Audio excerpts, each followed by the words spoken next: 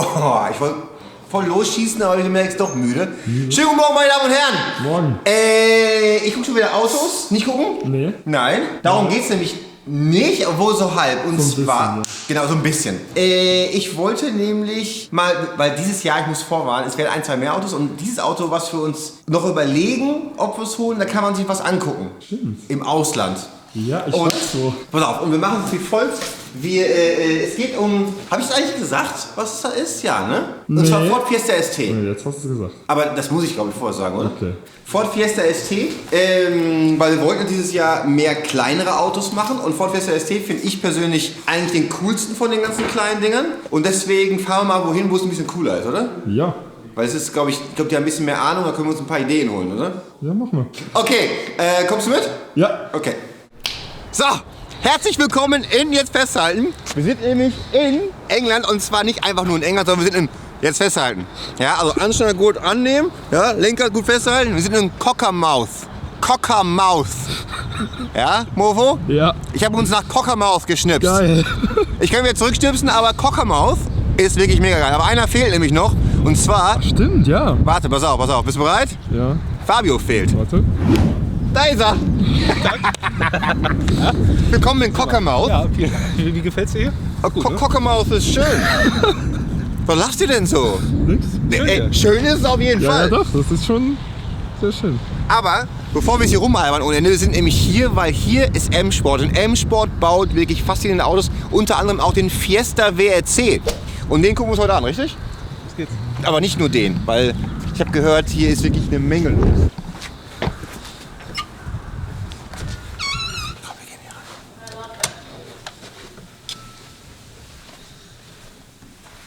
Sind wir richtig, Fabio? Wir sind richtig.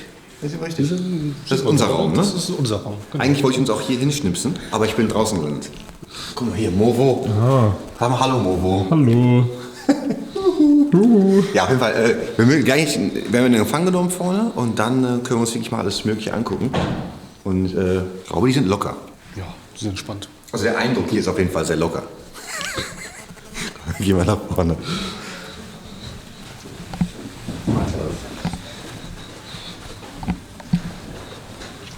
Hello. Hi. Nice to meet you. How are you? JP. Good. Welcome to M Sport. Welcome to Devonby Hall. We're going to take you and have a look round. Yeah, thank you. Hi. Hi, nice to meet you. Hi. Is it normal that you have that stove on and everything here? It has to be. We're in Cumbria. Yeah. It's cold here. But it gives you really the typical British feeling, right? Standing here, having a tea, relaxing. Drinking a cup of tea before we start. Tea. Cup of tea. Okay, also es ist alles sehr, sehr klassisch. Wir machen eben eine Karte, wo wir sind in England. Wir sind nämlich sehr weit oben und das ist nicht so London-mäßig hier. Hier ist wirklich England. Also das ist England, wo wir jetzt sind. Okay, let's start then. Come with me. Okay. Die bauen, also guck mal, es ist eine Couch. Es ist ein Treppenhaus. Ja, man denkt, Das nächste Zimmer sieht. man denkt nicht. Alter. Ich fühle mich so ein bisschen wie bei MTV Cribs. So. Das gibt's doch nicht. Das ist der Engine Building Room, I guess. This is where we do the body shells. Ah, yes, Today we right. took them out. So Out of wood. Out of wood, yes. Also wir sind hier in einer der ältesten Räume. Das geht hier bis ins 16. Jahrhundert zurück. Es ist wirklich alt. Das ist real, right? This is real. Yes. This is IKEA. But it looks so real that when I push this hard, there's a secret room behind it. Oh, shit, don't push that No, one. not this one. Not that one. Okay. You're okay to push that one. Don't push This that one. don't push that one, but this one. That one's okay. So this is into the kitchen, right then? That takes you into the bathroom. Okay, got it. That's the chute. Look, Yeah. Okay. Yeah. You'll be gone. You have to get rid of him anyway. So, but we push that button at the end of the video. You stand here. Habt ihr alles verstanden? Ja, ne? Ja. Doch, man kann das ganz gut verstehen, ne? Ja, doch. Ja, Okay. kann man gut verstehen. This is why we're here. Yeah. Das ist der Grund, warum wir hier sind. But you have them here. Yeah, these cars are here, yeah. Not in that colour. No. Now we have a lot more branding on them. We turn it off now, right? Yeah. Yeah. So you turn it off. if you go back to the car, And we'll just wait we'll there. see you in a please. couple of hours. Goodbye. So we do need to be a little bit careful in here. It's good that you have... I think you should have more in stock. Do you think? Yeah, I think- Malcolm doesn't agree. If you look in, Das sind alles Differentiale und Getriebe. look up. No. Oh shit. Too many? Around. 50? 50. Different specifications, different.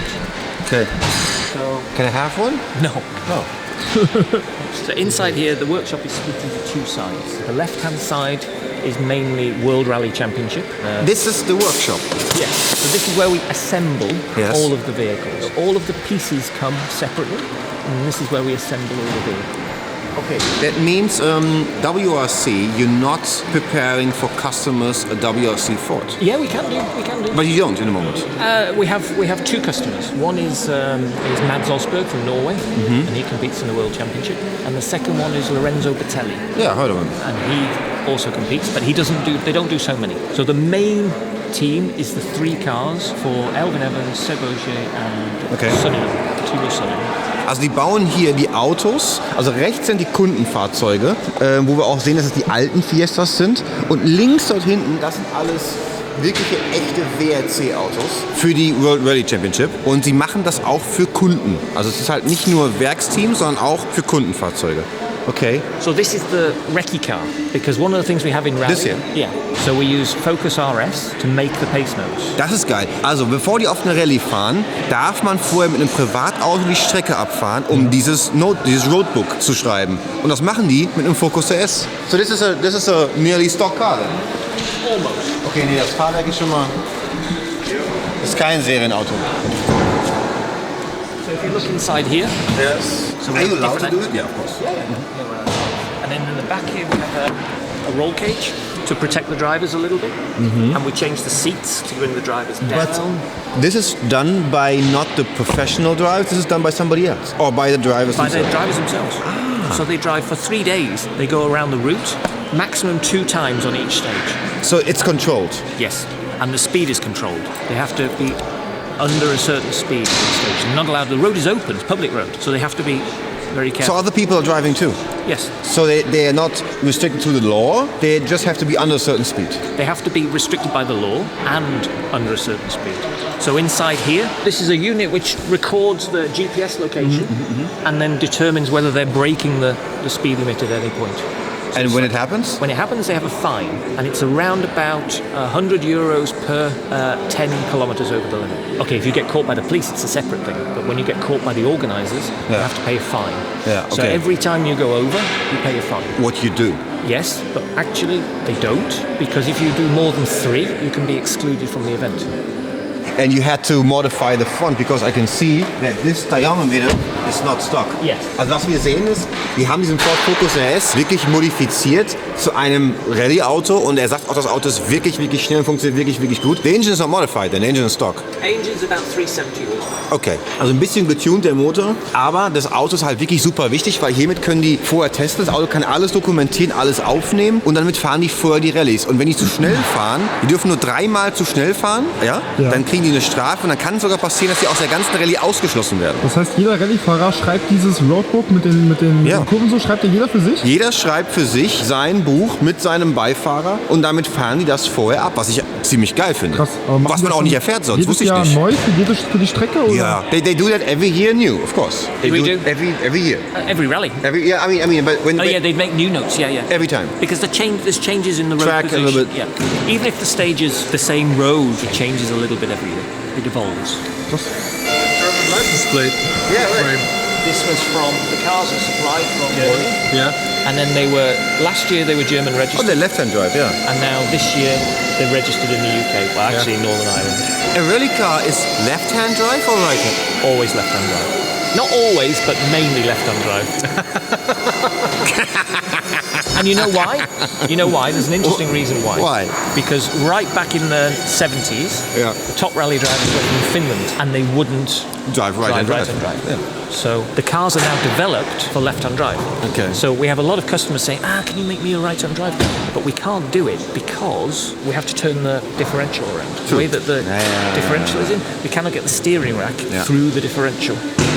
Ja, also die Rallye-Autos sind alle Linkslenker. Ist ja auch das richtige Lenker. Ja, natürlich. was er nicht so lustig findet.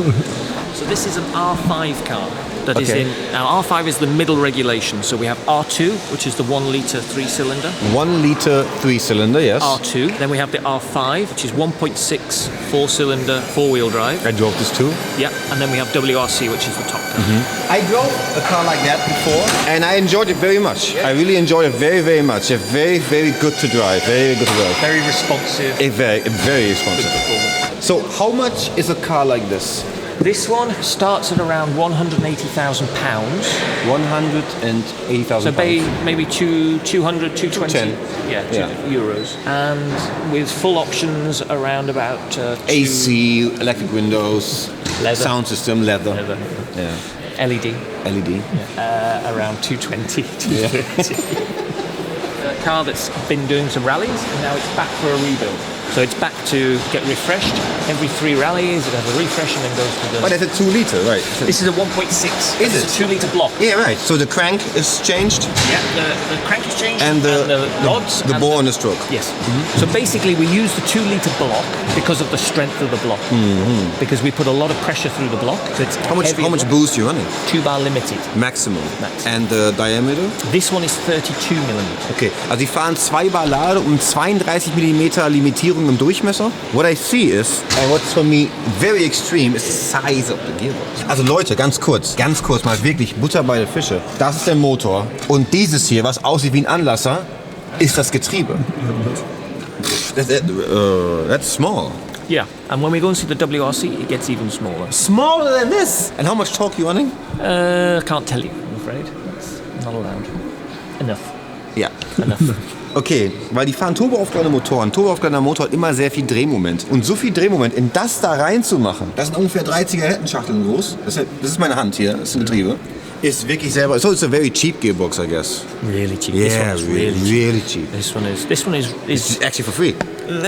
not quite for free. Okay. This one is around about in euros about 24,000 euros. Yeah, that's actually free then. Almost free. Yeah. Compared to WRC, it's almost free. Ja. Come on, let's go and have a look down there. Die machen jede Woche bauen die einen neuen. So- For who? Driving to the supermarket? No. This one for customers all over the world. Last year we won rallies in 36 countries with this car. So we have customers, 270 customers. Okay, das ist sehr beeindruckend. Das hätte ich gar nicht erwartet, weil wenn man diese Autos sieht, denkt man, das ist super selten. Die bauen jede Woche einen neuen und die haben 260 Kunden für dieses Auto. That's very impressive numbers, really. Incredible. So everywhere from New Zealand That's to why so many America gearboxes. to and this is a small part of the storage. This is our WRC car. This is Mexico. This is Mexico. Yeah. So this car was the car that Elvis... Congratulations, by the way. Thank you. Ja, Was die that haben true? nämlich Mexiko gewonnen, die Jungs. Und das ist das Auto. So this is the car from Elvin Evans that crashed on day 1. Oh, but a big hit in the compression. And a high-speed roll for Evans. And the car arrived back late last night. So what is it now? 10 o'clock? They will have the car, by this afternoon the car will be totally stripped down to a bare body shell. So it can be repairing the body shell, ready to go and do the next rally, which is in 2 weeks' time. Okay. We have 5 cars here. We have one more car which is on the test at the moment. We have one car in the US doing the wind tunnel work. Aerodynamics. And there is one more car somewhere in the pool. So we have around 8 cars in the pool for the 3 drivers in the WRC. Also die haben 8 Autos im Einsatz für 3 Fahrer. 8 cars. 8 cars in the pool. There's actually more cars, but those are the ones we're allowed to use in the pool. Every team does it that way? Most. But not more, because they're not allowed to. No, we're not allowed to have more. Can we have a look? Yes, you can see this here. So, der Stress auf Differential, man muss überlegen, hier die Kaderwelle kommt hier rein, die Kraft geht hier rein, hier ist eine Verteilung auf die einzelnen Räder rechts und links. Die Belastung auf dem Differential ist extrem hoch und der Rahmen sieht sehr, sehr dünn aus. Wir haben hier die Stabi-Verstellung, wo wir verschiedene Anlenkpunkte dran machen können und somit kann der Stabi die Kräfte von rechts und links wirklich ganz gut verteilen. Aber you run a differential like this for one race and then it's out, or It has you to do 2 rebuild races. It it? has to do 2, and then we rebuild it. So this- basically, we are limited by the here. number of differentials. So we are allowed effectively 2 differentials for 2 rallies. So we're allowed to swap from one rally to another. This means we can have 2 differentials with slightly different technical specifications so that we can change it if we think we need to change the conditions. And you can see the markings on there. We're not allowed to touch Yeah, that's what I thought. That's what I thought. Yeah, Also die Sachen werden alle verschlossen. Die dürfen 2 Rallyes fahren, zweimal mit demselben Differential and Gearbox, I guess. Gearbox is the same, steering rack is the same, and the engine, we're allowed 4 engines through the year. But I think with the Ford it's not a problem, right? That's no problem. No. Well, we can do a You lot of use all tolerances. 4? Yeah. We use every engine to the maximum to get the maximum performance out of each one. And you calculate how many races, so maybe we can run a little bit more here. And the conditions, because if you look at something like Mexico, Mexico is a dusty, hard, relatively low-speed rally. So you can run an engine at the end of its life in Mexico and not lose so much. Yeah, If you go to Germany rally, And you need absolutely fresh, full power. brand new, 100% engine. Got it. So we balance it through the year. This is actually quite interesting. See this? See this here? So this is a lifed part. So if you look here, this part, when it went onto the car, has done 350 kilometers. When it went on the car. When it went on and the then car, we calculate the mileage it's done, and then we have a life for every piece. So maybe the life on this piece is 600 kilometers. So we will now calculate the kilometers it's done, add it to here, and then each part is life. Okay, also wenn ein Teil eingebaut wird, bekommt es so eine Markierung, wie viele Kilometer es gefahren hat, und dann rechnen die einfach mit dem Live-Kilometerzähler aus dem Auto immer dazu, wie alt dieses Teil ist. And a stock bar like this can take... I don't know the life, maybe 600 kilometers? Yeah, 600. Something like that. 600 stressful Yeah. kilometers. We only calculate the kilometers when the car is in stage mode, because inside this car we have a switch, stage and road. So when we're driving on the road section, we use minimum fuel, and then when we press the stage, bang, we only count the kilometers in that stage mode. So we can see here from Mexico, the shock absorber in the rear is able to have huge travel, able to take nearly every kind of impact you can really think of. Can we talk about it a little bit? Yeah, we'll go and see some around the corner. okay. But this is something we need to talk about when we see Chris later. Okay, no problem. Because he will be able to give you the full. But yeah, you can see that the travel is enormous. Ja. Aber wenn ich das Auto so sehe, muss ich ganz ehrlich sagen, ich bekomme schon so ein bisschen Bock auf so ein Fiesta. Muss ich schon. Ne, so ein Fiesta ST sieht schon wirklich lecker aus. Was sagst du, Fabio? Das kann man machen. Das ist schick. This is crazy because when the cars come back, they arrive back 6 hours ago. So everything is absolutely filthy. But when you come back tonight, it will be perfect. Ich bin sehr beeindruckt. So this is a raw new shell. This is a new shell ready for the guys to build into the shell. You saw it before with the stock body shell. It's around about 1,000 hours to go from a stock body shell to a... For WRC car. For a WRC car. And for the normal cars? Because you said you would build one a week. The R5 car is about 700 hours. But you build one a week? Yes, it takes 4 weeks to build a body shell. So we have to have 4 in cycle at a time. So this one, you can see that the standard steel body shell is covered in composite body panels. And you told me that you promised me to deliver the body parts so I can do it, right, myself. We talked about it. Do you remember? I know there was a lot of beers, but I don't remember that. You don't remember that? No. We just talked about it. No? No. You need to go back and get him to check. Hat er nicht gesagt, dass er uns die Karosserieteile alle gibt für unser Auto? Welches Auto? Ja, weiß ich nicht. Ich habe so ein paar Ideen irgendwie. Meinst du nicht? Ja, doch. Ja. Wir wissen aber, He was remembers hier that too, actually, yeah. Oh, that's strange. I don't remember that. Maybe. So here, the standard door. Cut out. Yeah. And then inside here, there is a piece. There's a panel on here. A composite panel, which goes on the outside, which is filled with this impact-absorbing foam. Wow. Schau mal hier. Hier ist so ein... Boah. Also die Tür, das ist die normale Tür. Rausgeschnitten und dann zwischen diesem Stück und diesem Stück, siehst du das? Ist so eine Impact-Schaum-Material. Sieht aus wie Styropor. So ja, und this can take a lot of power? Side impact, and this is to protect the drivers, yeah? Make the drivers as safe as possible. Okay. So we will go and see in this one, this car is just back. Then we fill the inside of the door with the same foam, and then we put the carbon panel on and put the last pieces. This has come from Mexico, so it's in really... Very hard. Yeah. And it's also behind here? Yes. There is a volume, there's a certain amount of material that we have to have next to the driver. So we have to move it around to get it in the right place for the driver. And every team has to do this? Yes.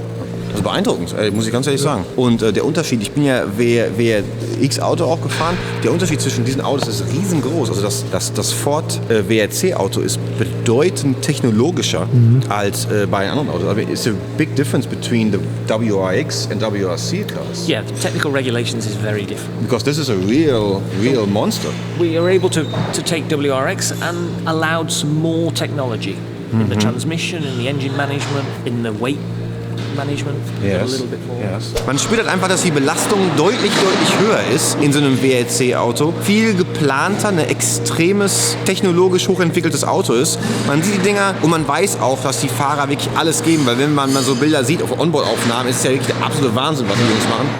120, Gruppe 2 mal Vollheb, 250 wellig, links 5, 100 Bremsen, Gruppe Rea, Jump, 90 Bremsen links. Dagegen ist ja wirklich nicht böse gemeint, aber Formel 1 wirklich ein Scherz. Kindergarten. Ist wirklich nicht böse, aber es ist Kindergarten dagegen. Ja. Alle fahren in dieselbe Richtung. Beim Rallye fährst du alleine, aber alles ist gesichert und alles ist weit weg. Die Jungs fahren an einem Baum vorbei mit 240. What is the top speed on a WRC car? Around about 210, 215 kph. Ja, 210, 215 sogar nur. And we don't go any higher than that. And Group B, back in the days, were able to 60 to 70, right? This one can do more speed, but we don't use it because the rally car spends a lot of time between 70 and 120 kph. That's the time that the car is most active. It's quite unusual that we are over 190. It's quite unusual. Yeah. Because now there are regulations to keep the speed low on the average speed. So they put chicanes where you have really fast braking. You have chicane. Okay, got so it. we don't have a lot. It's dangerous enough at that speed. Okay. Wir haben gerade über die Position der Stoßdämpfer gesprochen, was sehr interessant ist. Jetzt sehen wir da den Stoßdämpfer, der jetzt nach vorne guckt. Der guckt nach vorne weg. Jetzt hat man in einem normalen Straßenauto den Stoßdämpfer, der einfach gerade nach unten guckt. Dann gibt es zum Beispiel bei den Polos, sind die Stoßdämpfer nach innen gekippt. Jetzt sagt er gerade, dass das ganz viel Unterschied macht, ob du, wenn das Auto im Drift ist, wenn der Stoßdämpfer so ist, dass er dann sich besser reinlehnen kann. Dieses Setup ist jetzt mehr dafür gemacht, dass es besser Sprünge aufnehmen kann. Das heißt, die Position des Stoßdämpfers in einem Rallye-Auto ist auch sehr wichtig. Ob es in der Lage ist, den Schlag so aufzunehmen oder ob es beim Drift sich besser reinlehnen kann. Und weil die Energieabsorption ist einfach besser, wenn der Stoßdämpfer schon in der richtigen Richtung liegt. Ja, bei unserem deutschen Auto oder bei unserem normalen Straßenauto ist es einfach gemacht, um einfach nur zu dämpfen. Aber hier sprechen wir, how high can the jumps be?